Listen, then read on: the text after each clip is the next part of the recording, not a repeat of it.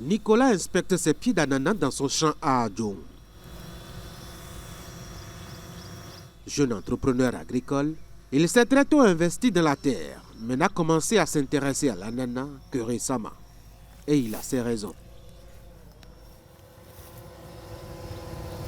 Une fois que l'ananas fait partie des activités agricoles, ça nous intéresse. Et l'ananas fait partie de la deuxième activité que nous avons embravée au cours de notre chemin entrepreneurial dans le domaine agricole.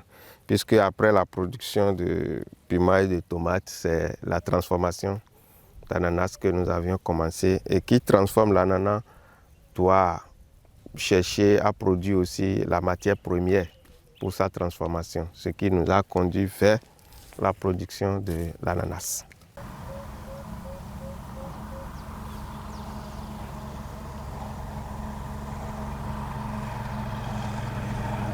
C'est de l'ananas pain de sucre, la variété pain de sucre qui est produite ici sur une superficie de 8 hectares environ, ici. Et vous auriez constaté que nous sommes en pleine période d'épandage d'engrais pour l'instant.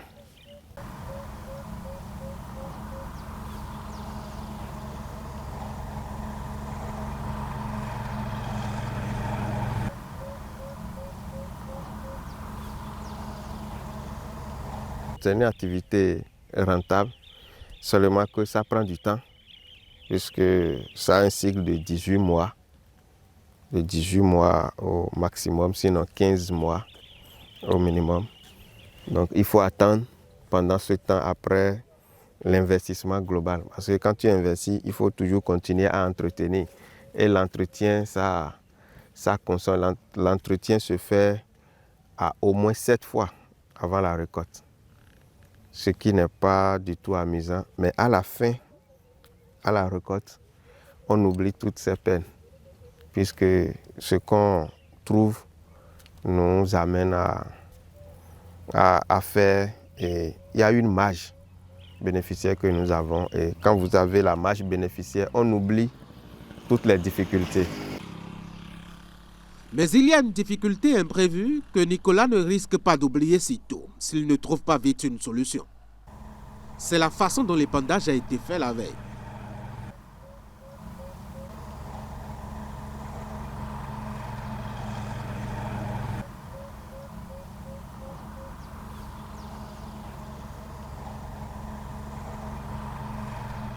La multiplicité de ces sites de production agricole et les activités connexes ne lui permettent plus d'avoir du temps pour un suivi de rigueur comme au départ. Le travail confié aux manœuvres a été bâclé. Non, Nicolas en a le cœur meurtri.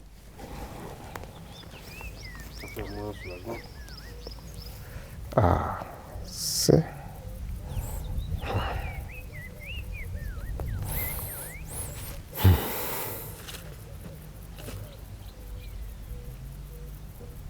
C'est grave.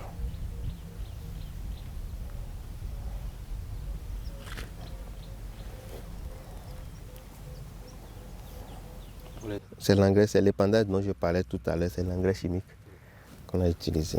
Et vous n'êtes pas content, pourquoi? Non, parce que c'est mal fait.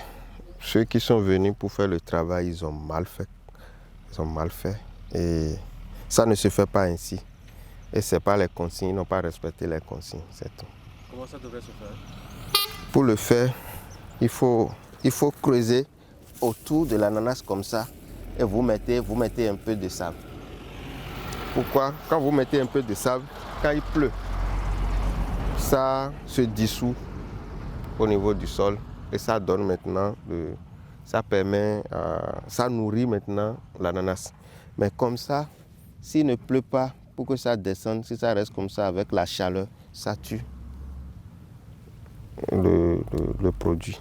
Donc, vous voyez, c'est mal fait. C'est très mal fait.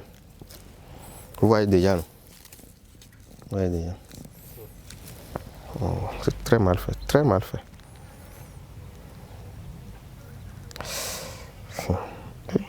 On doit reprendre ou comment vous faites? Oui, on doit reprendre. Si on ne reprend pas, c'est pas... Il faut prier pour qu'il y ait la pluie le plus tôt possible. Sinon, si ça dure, c'est que ça va ralentir l'évolution de l'ananas. Au lieu de 18 mois, ça peut encore prendre peut-être 4 à 5 mois de plus.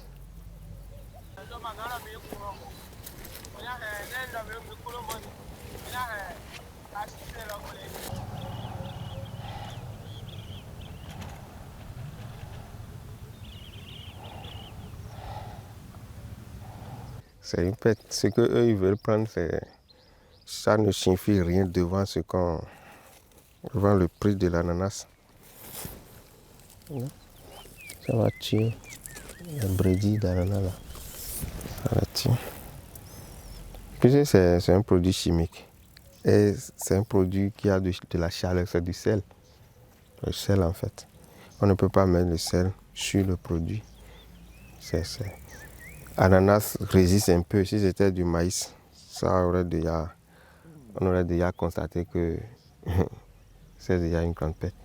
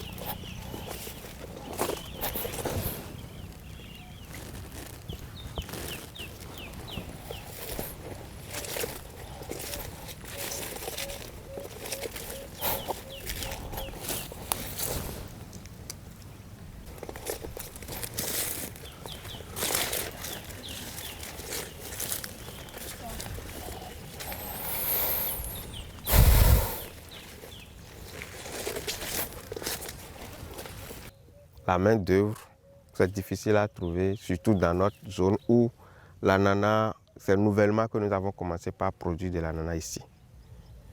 Donc il faut aller à Zé, il faut aller à Alada, chercher la main d'œuvre pour amener ici. Donc tout ça, c'est des coûts. L'entretien, il faut au moins 7 saclages. Et le prix de saclage évolue avec l'âge de l'ananas. Quand c'est petit, vous payez 1500 francs, vous avez 35 000 francs à l'État. Si ça a déjà fait 6 mois, vous êtes à peu près à 60 000 francs à l'État. Ainsi de suite, c'est comme ça, ça évolue jusqu'à ce qu'on est à la fin, vous êtes à 100 000 francs à l'État. C'est ça, ça devient un peu... ça pompe un peu le producteur, mais à la fin, on a une marge qui nous permet d'oublier cette difficulté.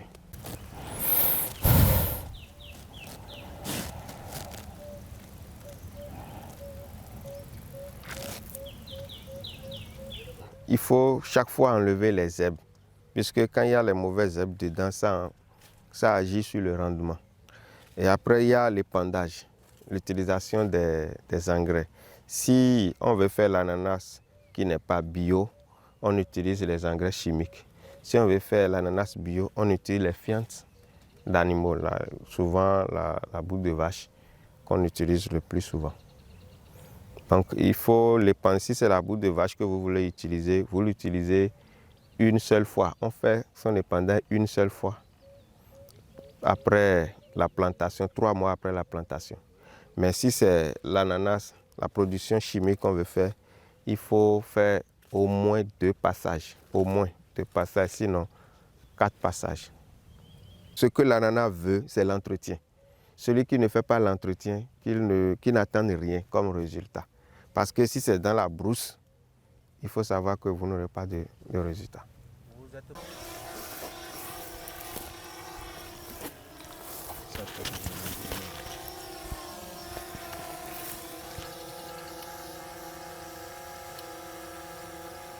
Le labour, le dessouchage, ces choses devraient être mécanisées. Et si c'était mécanisé, on pouvait déjà utiliser les herbicides sélectifs pour pouvoir limiter un peu les difficultés au niveau de la main-d'œuvre.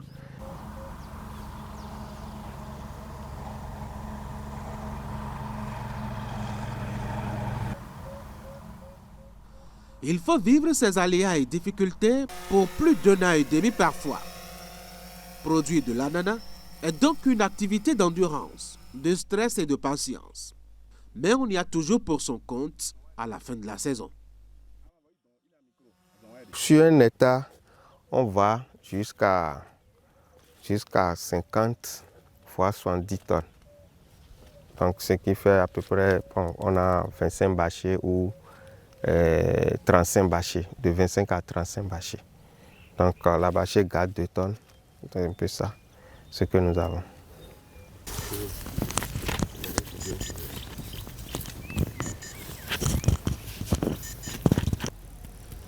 En dépit de sa déception et de la taille des pertes potentielles, Nicolas garde son sourire. Il en a déjà vu d'autres, en 14 ans d'intenses activités agricoles. Des difficultés, c'est le lot quotidien de tout producteur qui doit être comme Dieu, sûr de lui et des résultats projetés.